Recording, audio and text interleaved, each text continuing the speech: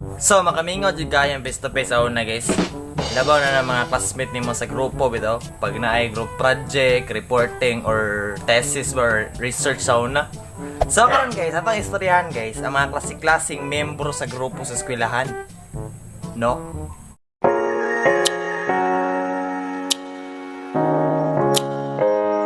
So kaning una guys, gitawag na ko ni siya the captain. Kaya nga naman, mo na yung mga paborito sa mga teacher, mga maestro, maestra. Kaya syempre, bright yun kayo. So kaning leader guys, mo maning tig assign sa tuag kung sa itong buhatonon, no? Tunga-tungaon kung unsa atong buhatonon. Ikaw bodong, ikaw buhat ane. Ha? Ikaw buhat ane. O ikaw inday, ikaw buhat po ani. No? Ang siyempre, ang gamay mabilin, ako ana. Ako may leader. So kaning sunod guys, mo nang gitawag na ako na tigunit og papel. No? As usual, tigunit og papel sa reporting. Mo nang pangitabo guys pag naay group reporting. No? Siyempre, kung naay grupo, naman dyan naay group planning. Kaya kung kinsay magpalit og materials, kinsay mag-report, kinsay magsulat sa visual aid, kinsay mangita og mga source of information, no? Pero kaning klase nga estudyante guys, wala gyud sa upat, no? Kaya syempre wala man, absent man. So pag ting reporting na guys, siya na mugunit sa papel para kunuway ba na ay tabang, no? Hayay pa jud kayo kay same ramig grado. Imbis di gunit raman ta siya.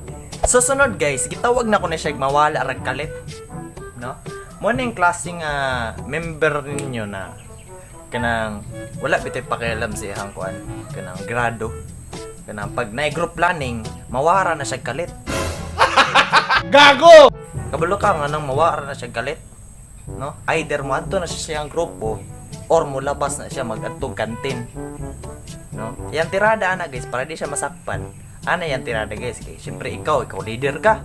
Say ako leader ko. Pag makalingi kay ko sa laing view guys, hindi direct mo lingi ko dira. Pagkataon-taon guys, pag mulingi kog balik, boom! Mawa na siya kalit. Gago! Nga na yan tirada guys para di siya masakpan.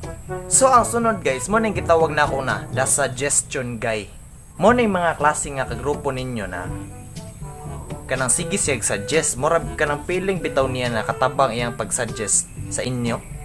Okay ra gud unta kanang pag-suggest ba makatabang gud na. Ang kaso lang, layo lang kay sa topic.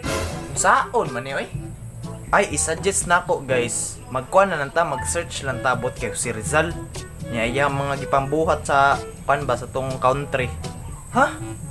O si Rizal? Mat man na to subject. Natog ka? Oh, sorry. So ang sunod guys, the red skid. Morning gitawag na ko siya na rich kid guys. Syempre, dato pag naay group thesis or research, siya na bahala sa tanan. Siya na sa pagkaon, siya na sa materials, siya na sa print, siya na sa balay, siya na tanan. Bahalag wala sa itabang, basta kay mo bayad. No, wala tay problema ng cash dira. Basta kay natay rich kid na guy. Ang nakakulba lang man gud ana guys kay pag defense na sa research, niya say pangutanon wala siya matubag.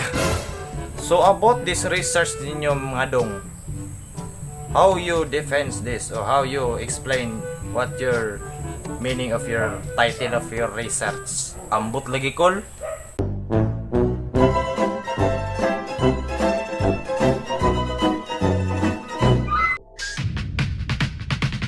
Give 'em prayer hands, say what's up America. Half of you should know me, right?